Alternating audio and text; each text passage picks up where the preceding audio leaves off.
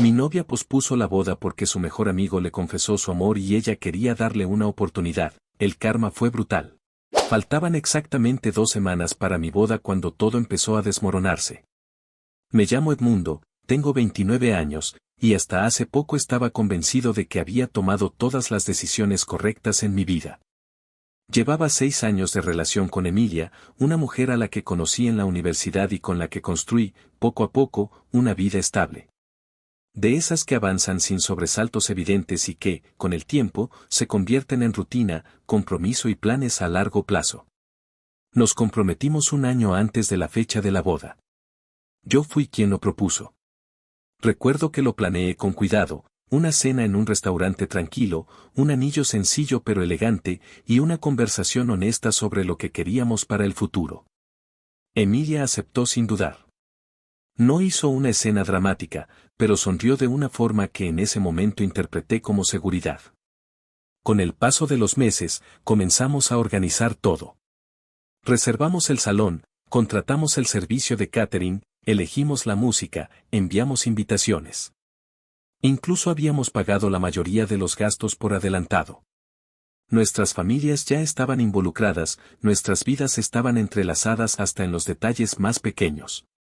Si alguien me hubiera preguntado entonces si tenía dudas, habría dicho que no. Pero había un elemento en nuestra relación que siempre estuvo presente, aunque nunca lo consideré una amenaza real: Dixon, el mejor amigo de Emilia. Ella lo conocía desde antes que a mí.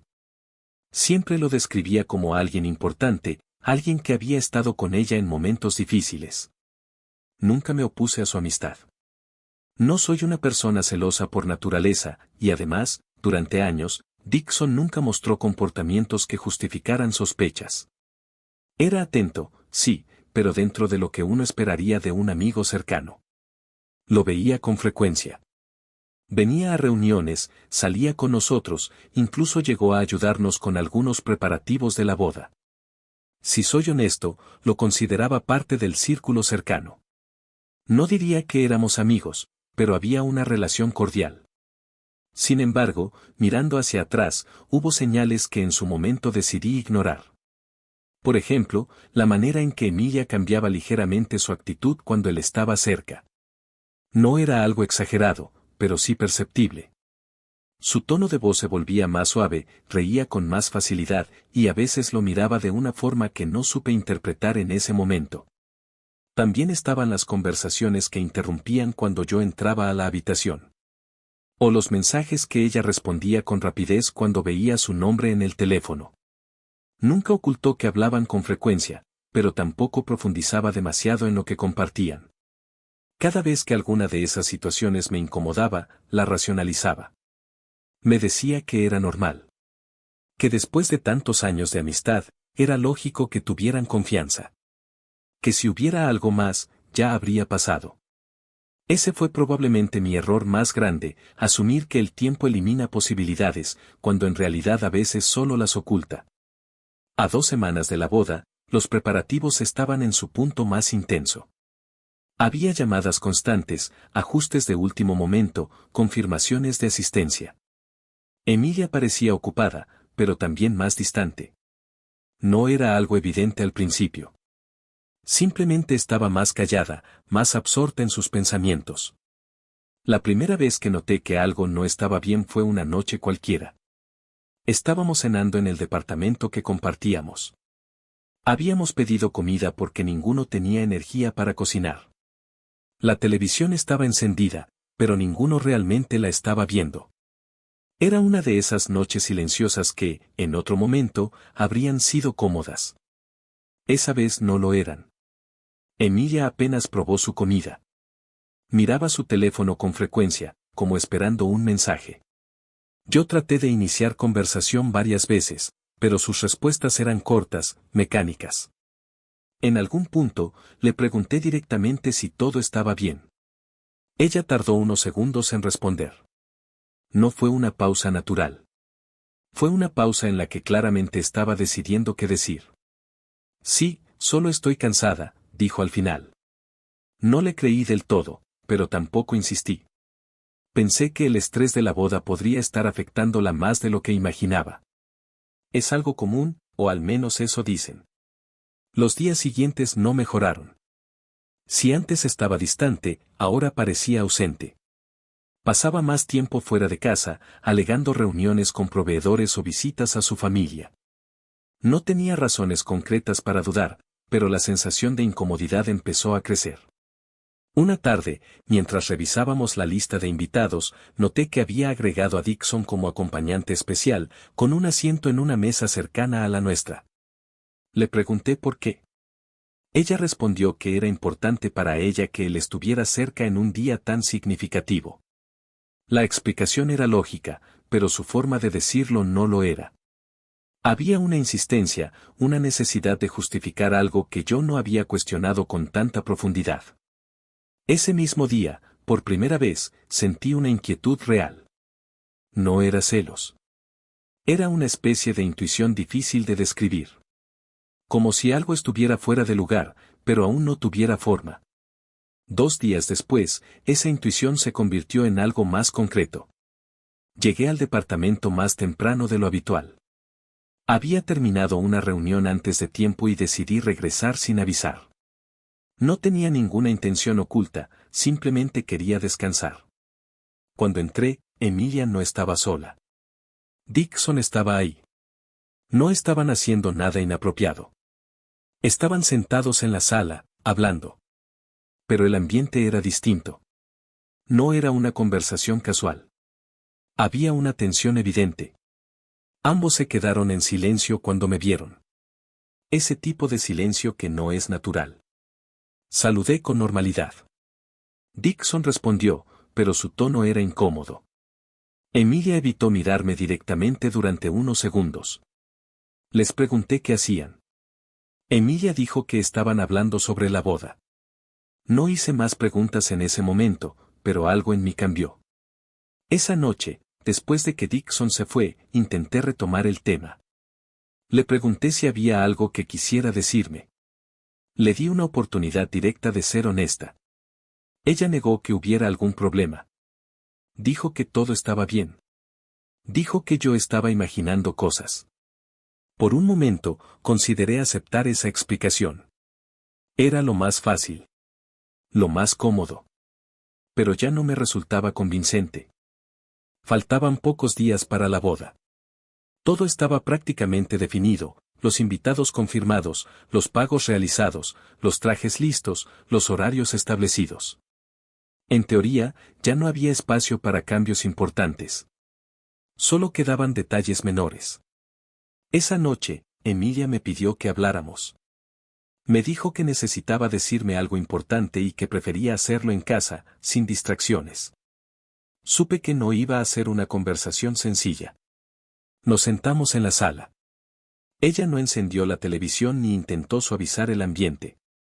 Simplemente se sentó frente a mí, con las manos entrelazadas, evitando mirarme directamente.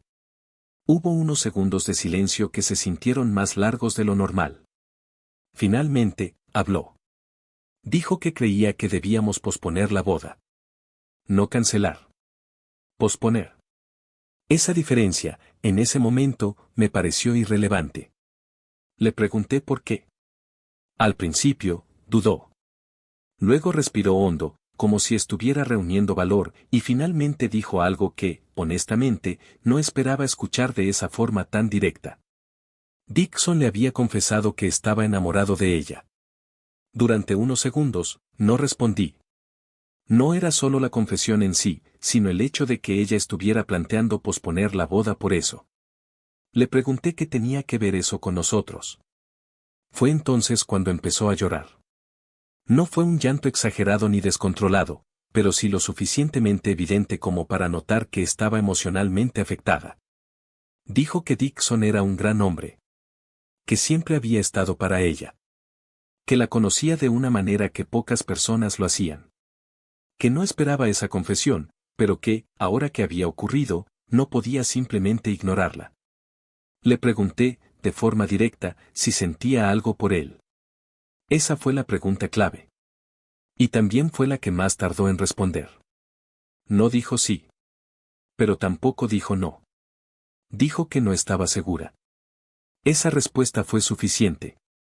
A partir de ese momento, la conversación dejó de ser sobre la boda y se convirtió en algo más profundo, sobre nuestra relación, sobre lo que habíamos construido, sobre lo que ella estaba dispuesta a arriesgar. Le dije que no tenía sentido posponer una boda por una confesión externa, a menos que esa confesión hubiera cambiado algo en ella. Ella insistió en que necesitaba tiempo. Tiempo para entender lo que sentía. Tiempo para no cometer un error. Le pregunté si casarse conmigo sería un error. No respondió de inmediato. Ese silencio fue más claro que cualquier palabra. La discusión que siguió no fue explosiva, pero sí tensa. No hubo gritos constantes ni insultos, pero sí momentos de frustración evidente. Yo trataba de mantener una postura lógica, llevábamos 6 años juntos, estábamos a días de casarnos, y de pronto todo se detenía porque otra persona había decidido expresar sus sentimientos. Para mí, eso no tenía sentido. Para ella, sí. En algún punto, la conversación llegó a un límite. Fue entonces cuando dijo algo que terminó de cambiar todo. Dijo que necesitaba distancia. Y no solo distancia emocional. Dijo que iba a irse por un tiempo. Con Dixon. 3 meses. No fue una propuesta. Fue una decisión. Le pregunté si estaba escuchando bien lo que decía. Asintió. Intentó justificarlo diciendo que no era lo que parecía, que solo quería aclarar sus sentimientos, que necesitaba entender si lo que tenía conmigo era lo correcto o si estaba ignorando algo importante. Pero la realidad era evidente. Se iba con él. En ese momento, cualquier intento de racionalizar la situación dejó de tener sentido. Le dije que si se iba, no había garantía de que yo fuera a seguir ahí cuando regresara. Ella respondió que lo entendía. Que era un riesgo que estaba dispuesta a tomar. Esa respuesta, más que cualquier otra cosa, fue la que terminó de romper lo que quedaba. No era solo la decisión de irse. Era la facilidad con la que aceptaba la posibilidad de perderme. Se fue 2 días después. Empacó lo necesario, dejó algunas cosas en el departamento y se marchó sin una despedida particularmente emotiva. No hubo promesas, no hubo acuerdos claros. Solo una especie de pausa indefinida. Y yo me quedé. Con un departamento lleno de cosas que ya no tenían el mismo significado. Con una boda que ya no iba a ocurrir. Y con una serie de decisiones prácticas que tenía que tomar de inmediato. Cancelar una boda a pocos días de la fecha no es sencillo. Muchos de los pagos ya no eran reembolsables. Los contratos tenían cláusulas estrictas. Algunos proveedores ofrecieron soluciones parciales, pero en la mayoría de los casos, el dinero ya estaba perdido. El salón retuvo una parte considerable del anticipo. El servicio de catering solo devolvió un porcentaje mínimo. El fotógrafo, la música, la decoración, todo implicaba pérdidas. Intenté negociar, posponer, buscar alternativas, pero los plazos ya habían pasado. En cuestión de semanas, perdí una cantidad de dinero que me había tomado años reunir. No era solo el golpe económico. Era la sensación de haber invertido tiempo, esfuerzo y expectativas en algo que simplemente dejó de existir. Los primeros días después de que Emilia se fue fueron extraños. No hubo una reacción inmediata de tristeza intensa. Fue más bien una especie de vacío. Como si todo hubiera ocurrido demasiado rápido para asimilarlo. Con el paso de las semanas, ese vacío empezó a llenarse de otras cosas, enojo, frustración, cuestionamientos. Pero también, poco a poco, de algo más. Distancia. Empecé a reorganizar mi vida. No de forma drástica, pero sí en pequeños aspectos. Cambié rutinas, evité lugares que compartíamos, reduje el contacto con personas que estaban más ligadas a ella. Y en medio de ese proceso, ocurrió algo que no esperaba. Conocí a Esmeralda. Trabajaba en el mismo lugar que yo, pero en un área distinta. Ya la había visto antes, pero nunca habíamos hablado más allá de lo básico. El primer contacto real fue casual. Coincidimos en la cafetería de la oficina. Ella hizo un comentario simple sobre el café, algo cotidiano, y a partir de ahí comenzamos a hablar. No fue una conversación profunda. Pero fue natural. Y eso, en ese momento, era suficiente. Con el paso de los días, esas conversaciones se volvieron más frecuentes. Descubrí que era una persona directa, sin complicaciones innecesarias. No intentaba impresionar ni generar expectativas. Simplemente hablaba con claridad. En algún punto, me preguntó por mi situación. No le di todos los detalles, pero sí lo esencial. No mostró lástima ni curiosidad excesiva. Solo escuchó. Y eso marcó una diferencia. Empezamos a salir después del trabajo. Primero de forma ocasional, luego con más regularidad. No fue algo impulsivo. No estaba dispuesto a quedarme estancado. Con Esmeralda, las cosas eran distintas. No había historia previa que condicionara cada interacción. No había expectativas acumuladas durante años. Solo presente. Y, por primera vez en semanas, eso se sintió suficiente. Mientras Emilia estaba fuera, tratando de entender sus sentimientos, yo estaba haciendo lo mismo. Pero de una forma muy diferente. No necesitaba 3 meses para saber qué quería. Los 3 meses que Emilia había pedido no se sintieron como una pausa, sino como un cierre progresivo.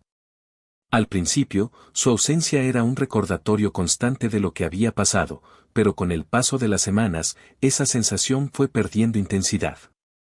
Para cuando ese periodo estaba por cumplirse, mi vida ya no giraba en torno a su decisión. Había cambiado rutinas, había asumido las pérdidas económicas y, sobre todo, había dejado de esperar explicaciones. Con Esmeralda, las cosas habían avanzado de forma natural. No hubo un momento específico en el que decidimos formalizar algo. Simplemente empezó a ser parte de mi día a día. Pasaba tiempo en mi departamento, cocinábamos juntos algunas noches, veíamos películas, hablábamos de trabajo y de cosas cotidianas. No había tensión. No había incertidumbre constante. Era una relación simple en el mejor sentido de la palabra. El día que Emilia volvió, todo eso ya estaba establecido. Fue una tarde entre semana. Esmeralda estaba conmigo en el departamento. Habíamos salido antes del trabajo y decidimos quedarnos ahí. Nada fuera de lo normal. La puerta sonó de forma insistente. No fue un timbrazo casual. Fue repetitivo, casi desesperado. Al principio pensé que podía ser algún vecino o un error, pero cuando abrí la puerta, la vi. Emilia. Su apariencia era muy distinta a la que recordaba. Se veía más delgada, con el rostro cansado, ojeras marcadas y una expresión que combinaba ansiedad y agotamiento. Tenía los ojos enrojecidos, como si hubiera estado llorando durante horas. Por un momento, ninguno de los dos dijo nada. Fue ella quien rompió el silencio. Dijo mi nombre y comenzó a llorar. No un llanto contenido como el de la última vez que hablamos, sino uno desbordado, sin control. Intentó acercarse, pero me mantuve en mi lugar. Le pregunté qué hacía ahí. Dijo que necesitaba hablar conmigo. Que por favor la dejara entrar. Dudé unos segundos. No por interés en lo que tuviera que decir, sino por la forma en que estaba. Era evidente que algo no estaba bien, más allá de lo emocional. Finalmente, me hice a un lado. Entró. En ese momento, vio a Esmeralda. Se detuvo. Su expresión cambió de inmediato. Pasó de la desesperación a una mezcla de sorpresa y comprensión incómoda. No preguntó quién era. Pareció entenderlo de inmediato. Esmeralda, por su parte, no dijo nada al principio. Se limitó a observar, evaluando la situación. Emilia volvió a mirarme y empezó a hablar sin que yo tuviera que preguntarle nada. Dijo que había cometido un error. Que había sido una tonta. Que no sabía en qué estaba pensando. Las palabras salían rápido, atropelladas, como si temiera no tener tiempo suficiente para decir todo. Mencionó a Dixon casi de inmediato. Dijo que no era la persona que ella creía. Que todo lo que había idealizado de él se había derrumbado en cuestión de semanas. Intenté mantenerme en silencio, dejándola hablar.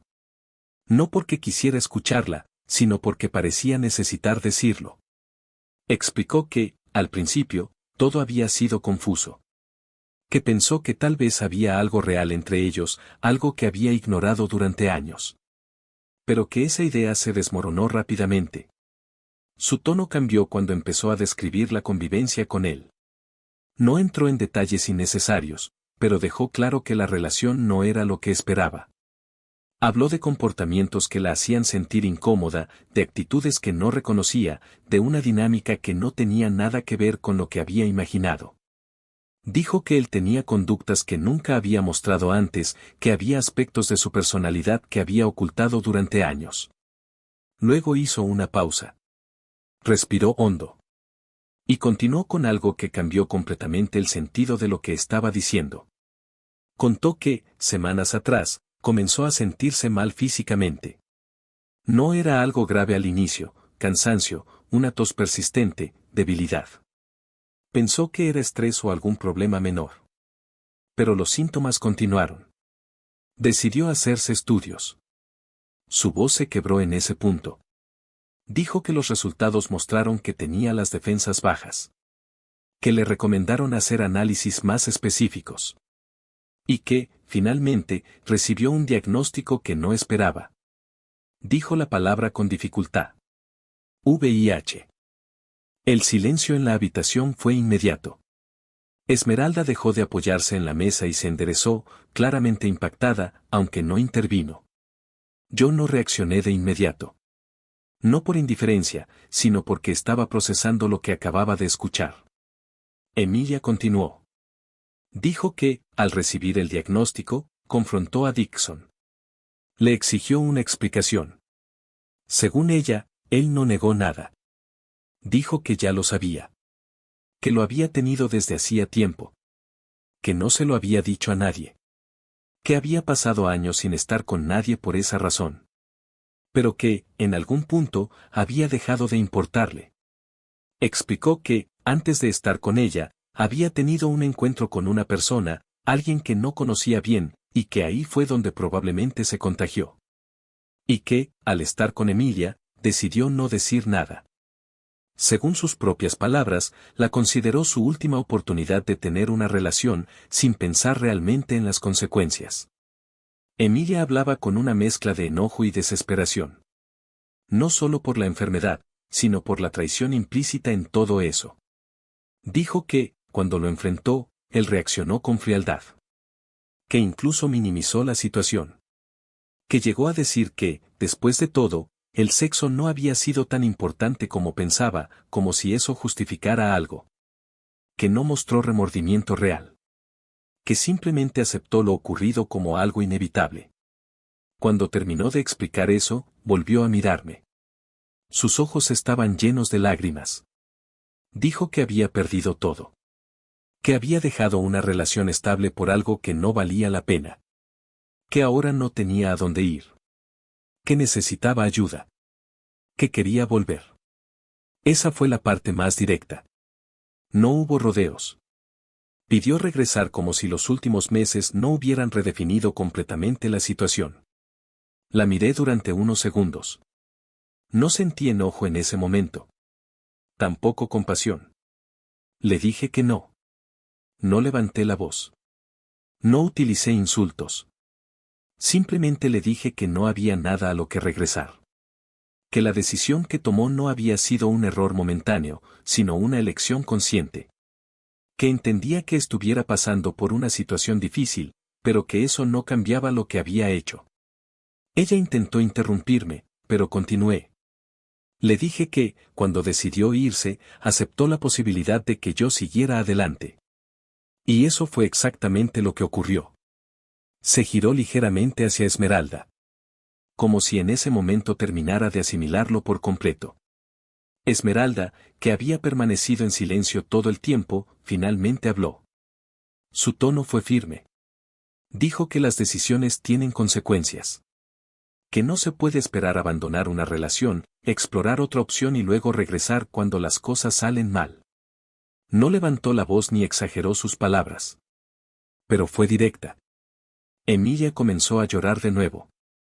Intentó justificar sus acciones una vez más, hablando de confusión, depresión emocional, de errores humanos.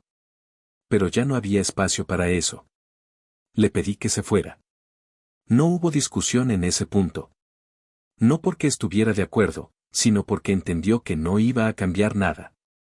Se quedó unos segundos más, como si esperara que alguien dijera algo diferente. Nadie lo hizo. Finalmente, caminó hacia la puerta. Antes de salir, dijo que lo sentía. No respondí. La puerta se cerró. El departamento volvió al silencio. Esta vez, no era un silencio incómodo. Era definitivo. Esmeralda se acercó después de unos momentos. No dijo nada inmediato. Solo se sentó a mi lado. Y por primera vez desde que todo había comenzado, sentí que no quedaba nada pendiente. La historia no terminó con un gran cierre emocional. Terminó con una decisión clara. Ella eligió irse. Y cuando quiso volver, ya no había lugar.